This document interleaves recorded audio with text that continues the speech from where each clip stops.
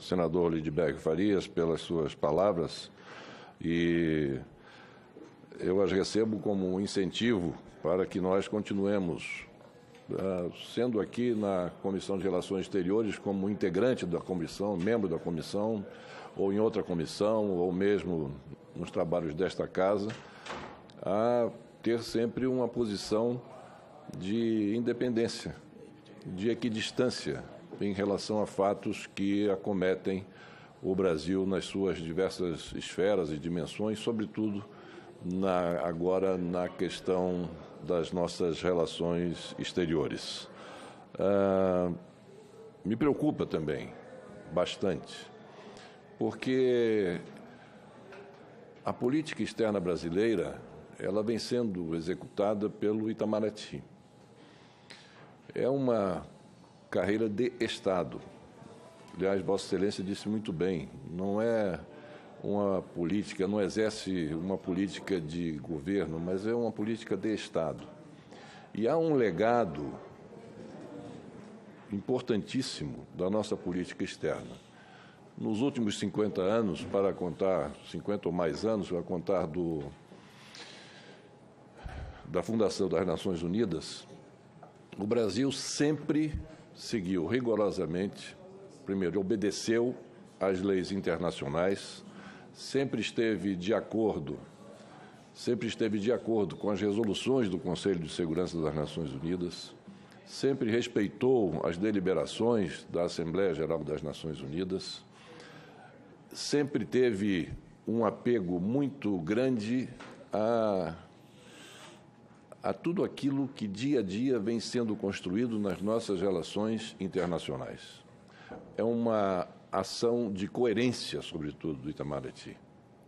Nós vivemos num mundo, queiramos ou não, globalizado. E no mundo globalizado exige que nós não tenhamos alinhamento automático com quem quer que seja. No meu modo de entender, salvo o melhor juízo, o Brasil tem que ter a sua posição de independência, de equidistância, de exercer o seu soft power, de buscar sempre ser um país que presta os seus bons ofícios para a resolução de conflitos, que seja um garante na intermediação de certos e outros conflitos, um país que busque o diálogo, o consenso, que busque a paz. E não é com alinhamento automático a esse ou aquele que nós iremos conseguir isso.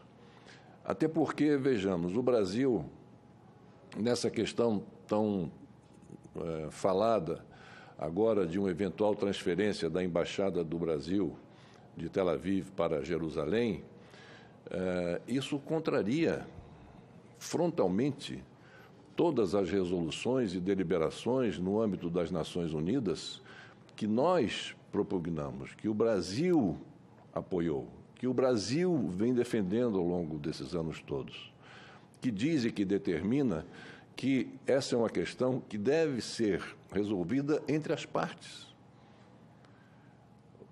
Israel, o Estado de Israel, nunca solicitou ao Brasil, em nenhum momento, a transferência da sua embaixada. Nunca. Nunca, muito menos pressionou. O Brasil hoje tem essas posições muito honrosas para nós, de direção-geral do OMC, de direção da FAO, de uma secretaria, a chefia de gabinete, se não me engano, das Nações Unidas, em função de uma arregimentação de forças para que o Brasil não chegue a essa posição sem uma arregimentação de forças de países que apoiem essas indicações. Isso é fruto do prestígio que o Brasil tem no contexto internacional, nas relações internacionais. Então, uma posição como essa tem que ser muito bem avaliada, porque na diplomacia, mais do que em qualquer outra atividade da nossa vida, no meu entender, nenhuma ação fica sem uma reação. Nenhuma. Tem consequências. uma posição como essa, de uma eventual transferência, isso ocasionará, sem dúvida nenhuma, vamos dizer, ganhos serão incertos, mas seguramente vai haver um enorme desconforto de países amigos do mundo árabe, com os quais nós temos um comércio extremamente vigoroso e extremamente superavitário para nós. E do mesmo jeito que o Brasil vende para esses países proteína animal ou proteínas animais, vende a nossa soja, vende os nossos minérios, enfim, outros países também produzem. Então, de repente, se esses países resolvem, com os quais nós mantemos excelentes relações, resolvem mudar de fornecedor, isso vem em detrimento das nossas relações comerciais. Mais do que isso, eu vejo com muita preocupação a possibilidade também do Brasil começar a ser alvo de ações terroristas. Porque nós temos grupos muito radicais no mundo e que, de repente, podem entender essa posição do Brasil como uma posição contra o mundo islâmico, que nós também não chegamos a isso, mas pode ser entendido dessa forma. E, a partir daí, o Brasil vir a ser alvo de ações terroristas. Poderemos ficar sem o apoio de importantes atores para qualquer postulação que o Brasil tenha em relação a qualquer organismo internacional. Isso a troco de quê? De um eventual alinhamento automático com a posição de não digo nem dos Estados Unidos da América, mas de um governo específico que aí está por alguns anos e que não vem pontificando exatamente como um governo, através do seu líder maior, vem pontificando por decisões erráticas, a saída do Acordo de Paris, a saída da Unesco, a saída do Conselho dos Direitos Humanos, a saída do Trans-Pacific, do Acordo do Pacífico, não é? E tem mais, tem várias outras decisões com a China, essa guerra comercial com a China, que é uma guerra que ainda bem que sentaram-se à mesa para jantar e fizeram aí estabeleceram um prazo para reconsiderar as decisões tomadas, já foram reconsideradas algumas delas. Também o acordo com a Rússia, que ele denunciou e vai sair do acordo com a Rússia sobre a questão de mísseis de longo alcance. Tudo isso, por quê, né? A troco de quê? São coisas que nos preocupam porque isso favorece a instabilidade mundial. A grande realidade é que a instabilidade mundial hoje, ela é causada fruto de ações das grandes potências. Elas que deveriam garantir a estabilidade, são elas as principais causadoras da instabilidade que hoje nós vivemos. Tudo isso que nós estamos vendo, o episódio da Síria, é um absurdo. É absolutamente fora de qualquer explicação plausível que não a da ganância, da avareza, daquele ímpeto de dominação que essas grandes potências têm. E um povo sofrendo. 400 mil vítimas, 13 milhões de pessoas desplaçadas, saídas do seu território, 1,5 milhão de sírios no Líbano, que tem uma população de 4 milhões. Vejam como isso tudo desestabiliza uma região.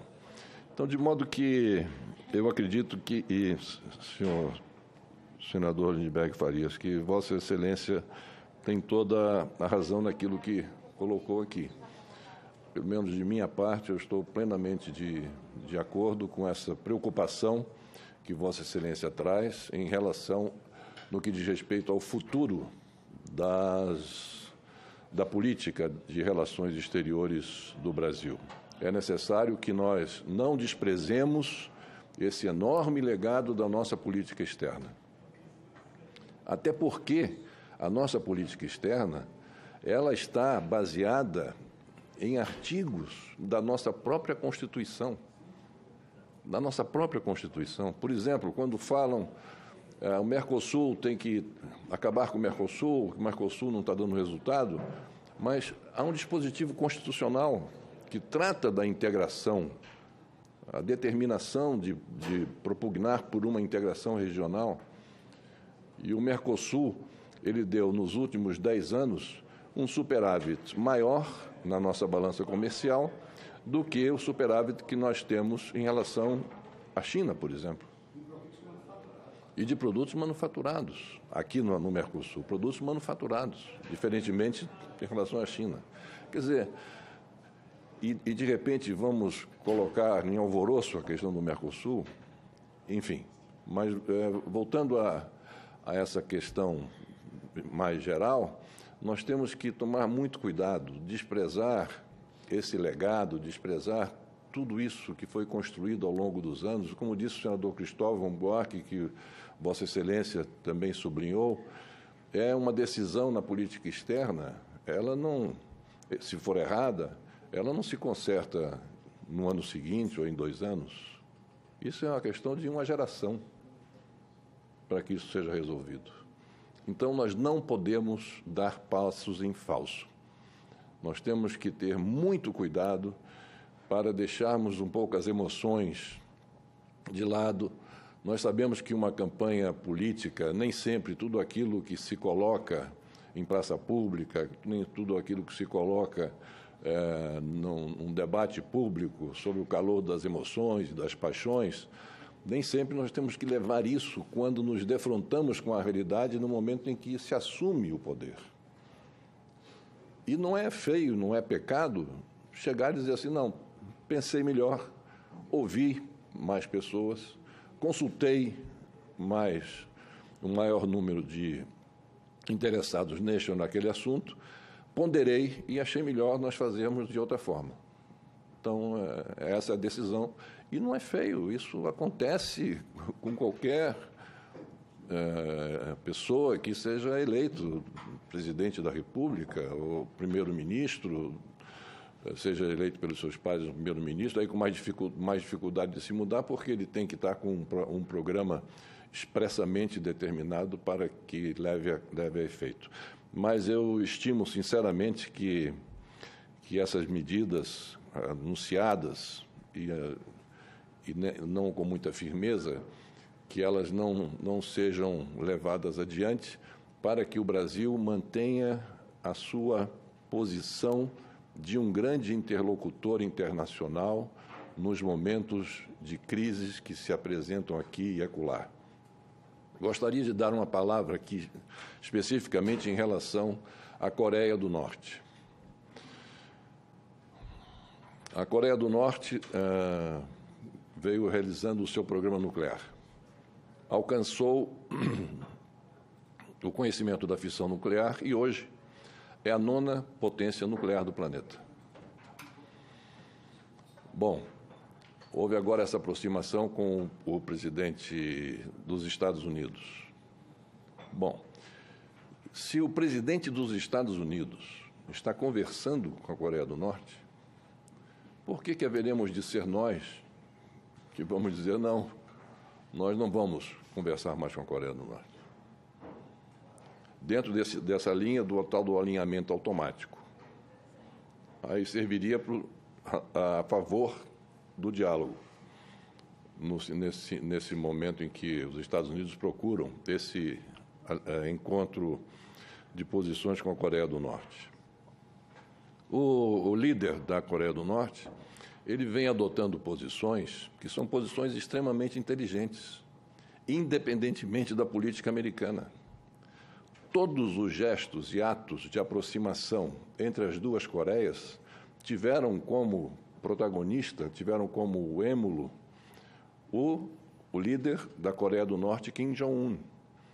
Foi dele a ideia de que as duas Coreias, sob a mesma bandeira, disputassem os Jogos de Inverno. Foi dele a ideia de convidar o presidente Moon Jae-in, da Coreia do Sul, para o encontro em Panmunjom, que foi um encontro histórico. E, nesse encontro, não havia nenhum observador externo, só havia coreanos do Sul e do Norte. Foi dele a proposição de um encontro com o presidente dos Estados Unidos, convite esse levado pelo presidente da Coreia do Sul ao presidente norte-americano. Foi dele todas as iniciativas no sentido de se criar uma linha aérea entre Seul e Pyongyang, de se estabelecer novamente a ligação férrea entre os dois países. Estabeleceram já, os dois países, sem interferência de ninguém, uma data nacional para ser comemorada pelos dois países.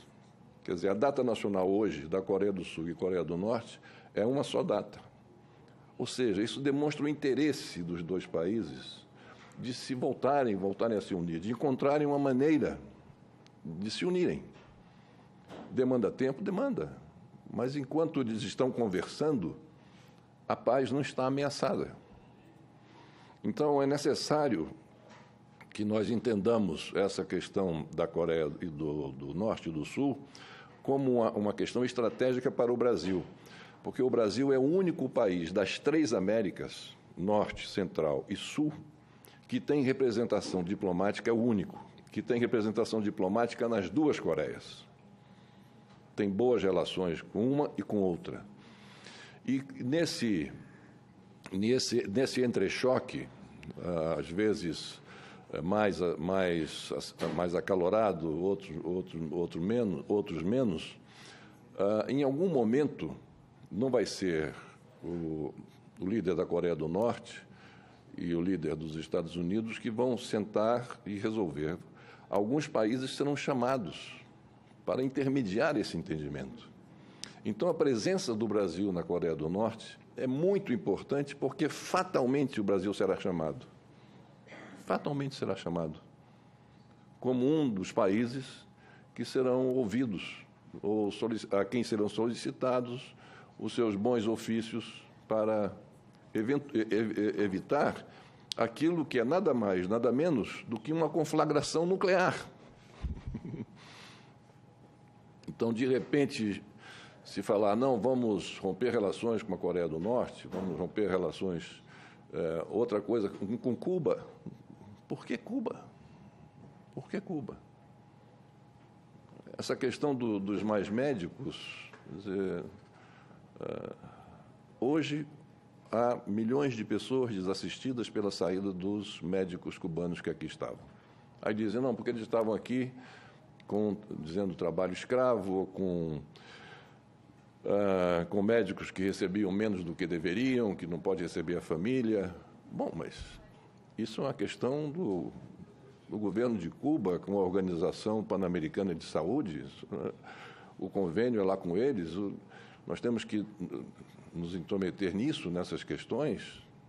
O importante é que estejam prestando uns bons serviços e que não haja nenhuma infringência à questão de direitos humanos. E não há nenhuma infringência, porque se houvesse, nenhum desses médicos voltaria. Mas com a retirada dos mais médicos, de uma forma intempestiva, o que causou foi um enorme prejuízo para a população a mais necessitada do país, que nesses recônditos do Brasil não tem mais essa assistência.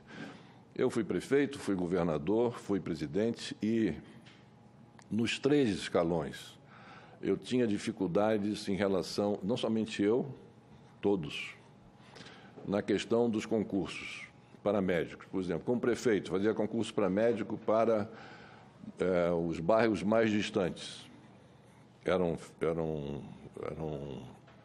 concursados para desempenhar suas tarefas nesses bairros mais distantes. Eram aprovados 20, 30 médicos. Eles iam para o seu local de trabalho. Com 3, 4, 5 meses, vinha o primeiro pedido do vereador. Não, porque é muito distante, porque a minha filha casou agora, e o noivo está lá, não sei aonde e tal, coloca ele para Maceió. O governador, do mesmo jeito.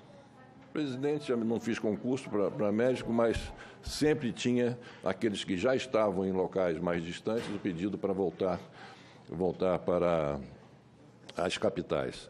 Então, os médicos cubanos preenchiam exatamente essa lacuna. Exatamente essa lacuna. Se é o caso de terminar o programa, que não se terminasse de uma maneira tão abrupta. Vamos fazer isso paulatinamente, vamos fazer isso, vamos conversar. E muito menos romper relações com Cuba. Por que romper relações com Cuba? Por quê? Ah, não, porque é uma ditadura. Mas ditadura? O que é a ditadura hoje? Não se sabe direito. Quando as grandes potências tiraram pessoas como o líder da Líbia, o líder do Iraque, enfim, lá da Tunísia, o que aconteceu? Né? O que aconteceu com esses países? Estão aí, né, na situação em que se encontram de completo caos. E Cuba, em relação a nós, em relação ao Brasil e ao nosso continente, tem uma importância muito grande, muito grande. Nós não podemos deixar de reconhecer que Cuba, um país que é uma ilha daquele tamanho, com 10 milhões de habitantes, vem resistindo há 60 anos a um cruel embargo promovido pela maior potência do globo. Isso significa o quê? Vamos ajudar ainda mais o sofrimento que o povo vem passando? Como? Então, são essas posições na política externa que nós temos que ponderar bastante. Eu sei que tem opiniões contrárias e tal, mas temos que debater internamente no governo e sobretudo, nos pautar pelos exemplos que a nossa política externa vem trazendo, fruto do exercício de tantos e tantos anos, com governos os mais diferentes. Vem a partir do governo Sarney, a política externa, veio o meu governo, a política externa se manteve, veio a do presidente Fernando Henrique, a mesma coisa, veio a do presidente Lula, mesma coisa, expandiu mais a nossa presença no âmbito internacional, mas se manteve as linhas. Se manteve a relação com os Estados Unidos, no governo Lula, mas sem subserviência, sem alinhamento automático. Não tinha alinhamento automático com A, com B ou com C. Política independente. Veio a política da presidente Dilma, a mesma coisa, do presidente Temer, a mesma coisa. Então, enfim, e não está dando certo? Teve alguma comoção que o Brasil tenha sofrido ao longo desse tempo, com tantos problemas, com tantos escândalos, com tantas críticas da população. A gente já ouviu algum problema, sentiu algum problema, ou alguma crítica, alguma situação que diga respeito a um equívoco na condução da nossa política externa? Ao contrário. Só aplausos. Então, por que mudar uma coisa que está dando certo e que é uma política de Estado? Então, essas preocupações eu as acolho como se minhas fossem também, senador Lindbergh, senador Cristóvão, senador Guaraci Silveira, senador Hélio José, senador Armando Monteiro, e nosso querido embaixador Fábio Vaz Pitaluga, e que eu espero, enfim, nesse tempo que me resta aqui do Senado Federal, poder sempre com um espírito construtivo, sempre com o espírito de colaborar. O desejo é colaborar. O desejo é evitar que erros sejam cometidos. Não que eu saiba o que é tudo que é certo, tudo que é errado, mas a experiência que a gente vem acumulando ao longo da vida, essa experiência, às vezes, pode servir em alguns momentos, né? Sobretudo pela vivência que a gente vai amealhando ao longo dos anos. E algo me diz que uma inflexão na política externa brasileira não será positiva. Eu acho que é o contrário, nós temos que perseverar com a nossa política externa e estarmos muito atentos ao que diz, né, a nossa Constituição, sublinhando esses pontos, recordando esses pontos e fazendo cumprir esses pontos naqueles que dizem respeito à condução da nossa política externa. Desculpe eu ter feito esse longo comentário, porque eu gostaria de ouvir, nós todos, as respostas que o embaixador Fábio Vaz Pitaluga tem a nos oferecer. Muito obrigado ao senador pela... Senhor presidente, pela ordem. O senador Guaraci, em seguida, o senador Hélio José, por favor. Senhor presidente,